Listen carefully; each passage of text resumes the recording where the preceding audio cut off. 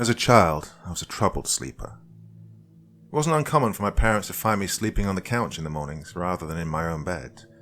I never put up a fuss or disturbed anyone else in the household. I would simply get up, take my pillow, a blanket, and Mr. Bun, my favourite toy at the time, into the lounge and sleep there under the safe, warm glow of the aquarium my parents had. When they'd ask me why I wasn't in bed, I'd always answer that I didn't like the closet doors.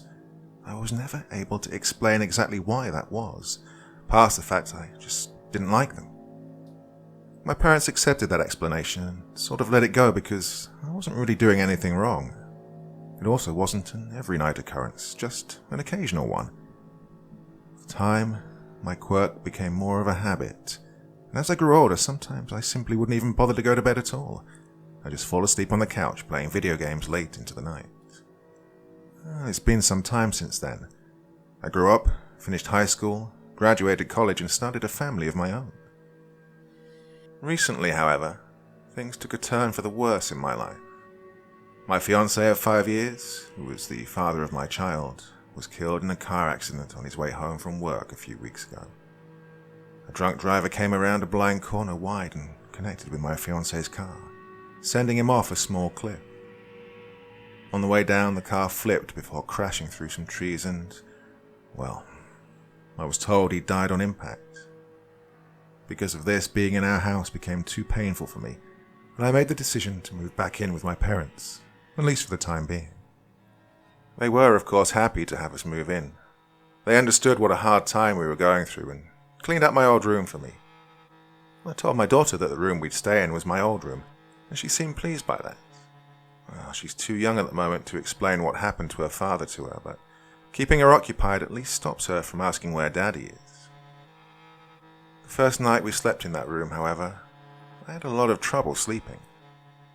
My daughter slept in my old bed, and I slept on the floor on a guest mattress. I tossed and turned all night, feeling strangely vulnerable and uneasy. It was as if the walls were a predatory force closing in on their prey. I couldn't help feeling like we weren't alone in the darkness. Though I suppose it could have been the fact that I wasn't used to sleeping on the floor, or my daughter's habit of sleep mumbling. Either way, I only managed to get to sleep myself after turning on the lamp. When morning came, I got up and made breakfast. I wanted to treat everyone to something special, for my daughter to help her cope, and my parents for letting us stay a little bit. However, when my daughter came into the kitchen, she looked endlessly tired. It seemed she hadn't slept much either. "You all right, Pumpkin?" I asked as I mixed the pancake batter. "Oh, I'm tired," she mumbled, and then asked grumpily, "Why did you keep tickling my feet? God, I told you to stop." This gave me pause. "I wasn't tickling your feet, sweetie. Must have been the blankets," I assured her, and genuinely believed that myself. It was a new, unfamiliar place to her, and I remembered that the sheets would brush against my feet as a child as well. God, they must be ancient by now. I'm actually surprised they haven't been eaten away by moths. We went about the rest of the day as normal. Took a trip to the zoo to distract ourselves. She especially liked the African wild dogs. Well, that night, before going to bed, I made sure to close the closet doors properly. I don't know why, it just made me feel better.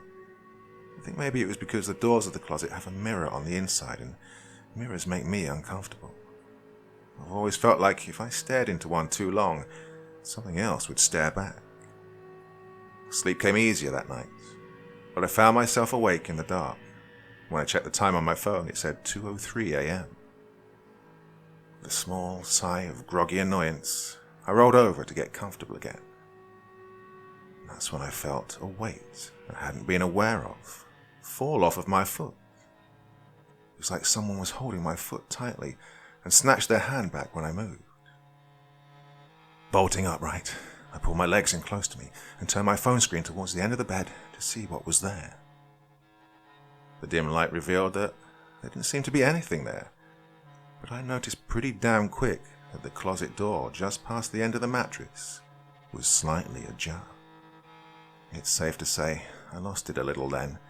Turning on the lights, I searched the closet viciously, only to find nothing out of place. All I'd achieved was to disturb my daughter's sleep, and yes, she was rather unhappy about it.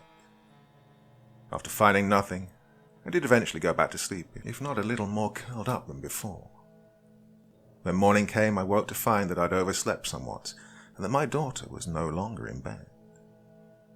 The adrenaline rush I got from seeing her missing was enough to get me out of bed and into the kitchen in 5 seconds flat. Thankfully, my daughter was in the living room, helping her grandmother do a puzzle. Over a coffee, I explained to my parents what had happened, about how I'd felt someone holding my foot, and seeing the closet door open after I'd shut it.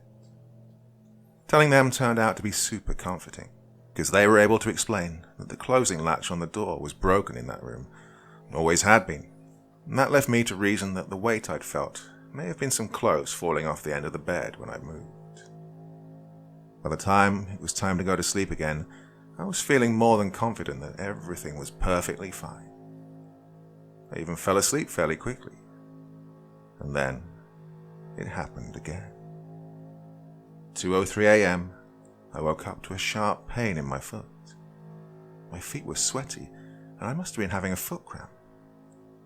Sleepily, I shuffled around to try and relieve the pressure in my foot. It didn't work, and I ended up facing the black abyss under my daughter's bed. As I laid there, I was trying my best not to think about how much my foot hurt, assuming it would subside soon. The pain was in my right foot, at the last 2 smaller toes. Foot cramps weren't uncommon for me, but this was getting to the point where I was starting to think something else might be wrong. However, as I debated whether or not to turn on the lights and take a look around, I thought I could hear something from under the bed. A sort of wet, chewing sound. My first thought was that my parents' cat had somehow gotten into the room and was chewing a mouse or something under the bed, so, disgusted by the thought, I turned on my phone torch and turned it towards the sound.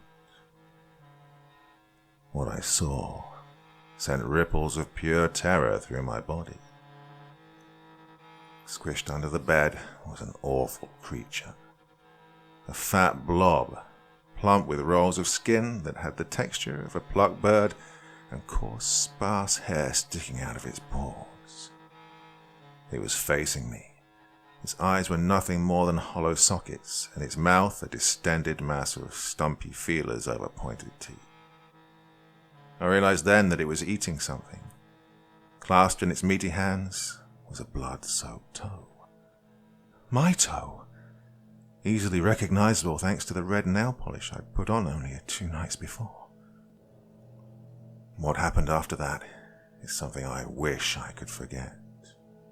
It screeched and scuttled away, dropping my half-chewed toe and disappearing into the closet, back into the mirror on the back of the door. My daughter and I have since moved out of my parents' house again. Doctors weren't able to reconnect my toes. The one that I recovered was too mangled, and the other was never found. It was eaten, I guess. When I later examined the mirror in the closet, I noticed that it was chipped slightly. I remember throwing a doll at it when I was a child, and that my troubles in sleeping began shortly after that. Well, it's not hard to think that the chipping in the mirror let it out. Whenever I look into a mirror now, I wonder what's trapped on the other side past the silvery smooth reflective surface looking back at me. What could be let out if a mirror is broken?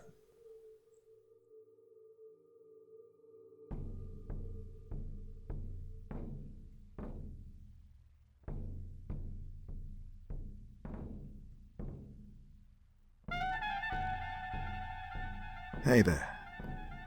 Thank you so much for taking the time to drop by and listen to this story today.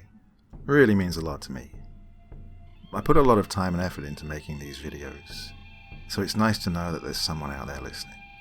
Do me a little favor, would you? Click that like button, leave a comment, and if you really feel like it, why not subscribe too? Okay, happy tales everyone. See you soon.